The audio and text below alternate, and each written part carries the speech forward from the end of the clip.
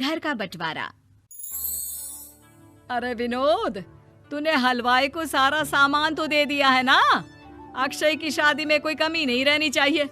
आखिर सबसे छोटा भाई है तुम सबका। हाँ माँ, आप चिंता मत करो, मैं पूरा ध्यान रखूंगा। मंगल बेटा, तूने तो कहा था कि फूल का ऑर्डर दे दिया है, यहाँ तो फूल पहुँचे ही नहीं। अब क्या बहू की विदाई के बाद फूल आएंगे? माँ, मैंने अभी बात की है फूल वाले से, वो रास्ते में ही है। आप किशोर भैया से क्यों नहीं कहती कुछ करने को? किशोर पहले ही मेरे बताए काम कर रहा है। पास के सभी रिश्तेदारों और मोहल्ले वालों को कार्ड वही तो देकर आया था। रिसेप्शन के लिए हॉल भी उसी ने बुक किया था। टेंट कुर्सी वालों को भी तो वही देख रहा है। पर कई मोहल्ले वाले तो हमारे भरे पूरे परिवार से जलते भी हैं। उन्हें बुलाने की क्या जरूरत थी? बेटा, शादी ब्याह में तो बुलाना ही पड़ता है, नहीं तो लोग क्या कहेंगे। दादी दादी देखो ना, हलवाई अंकल हमें लड्डू नहीं दे रहे, आप इनको डांटो ना। अरे चैन सुख दे देना बच्चों को लड्डू, क्यों तंग कर रहा है इन्हें? बीबी जी, मैं कहाँ मना कर रहा हूँ, लेकिन लड्डू बनते ही ये बच्चे उठा उठा कर खा लेते हैं। अरे मैं तो इन्हें थाल में रख के परोस भी नहीं पा रहा।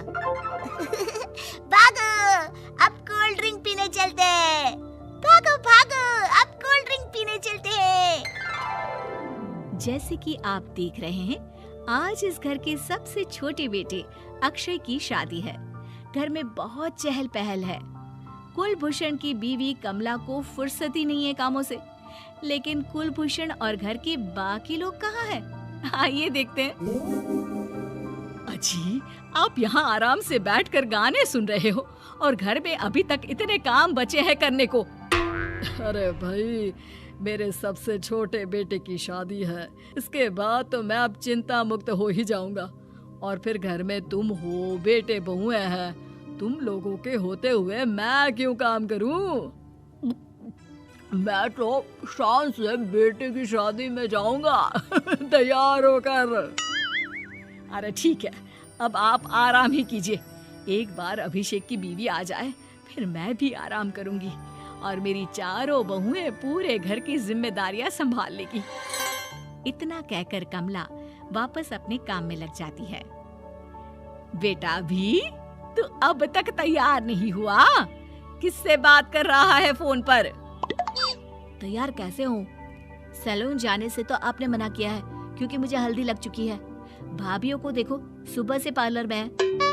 अक्षय की शादी हो जाती है और नंदिता बहू बनकर घर आ जाती है, लेकिन इस घर की खुशियों को मानो किसी की नजर लग गई थी। नंदिता के आने के बाद आए दिन घर की शांति भंग होती रहती।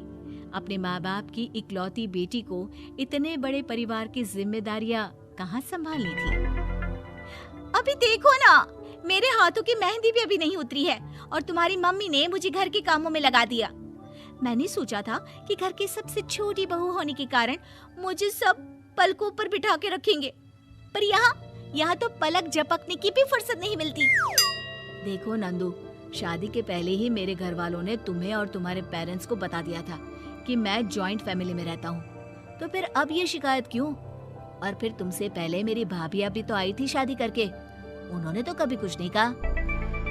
नंदिता तब तो चुप हो जाती है, लेकिन ऐसा बहुत दिनों तक नहीं चलता।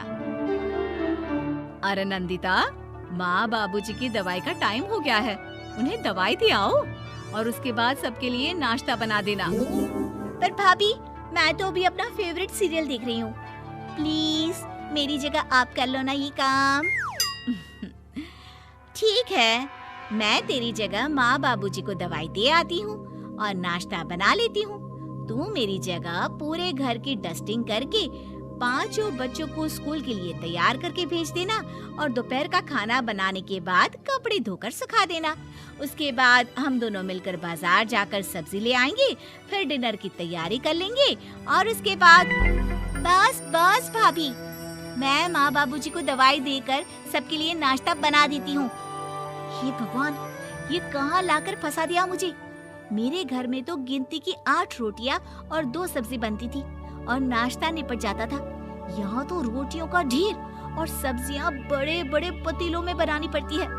नाश्ता बनते बनते लंच का टाइम हो जाता है और लंच बनते बनते डिनर का। अभी मुझ में तुम्हारे पूरे परिवार का नखरा उठाने की और ताकत नहीं बची। मैं ऐसे नहीं रह सकती। अरे तो क्या चाहती हो तुम?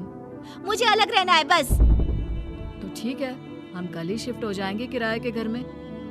इतना बड़ा घर होते हुए हम किराए पे क्यों रहेंगे? ना जी ना, घर में ही दीवार खड़ी करो अपने हिस्से के आगे।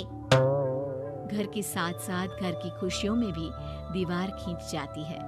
ऐसे ही कई महीने बीत जाते हैं और नंदिता माँ बन जाती है।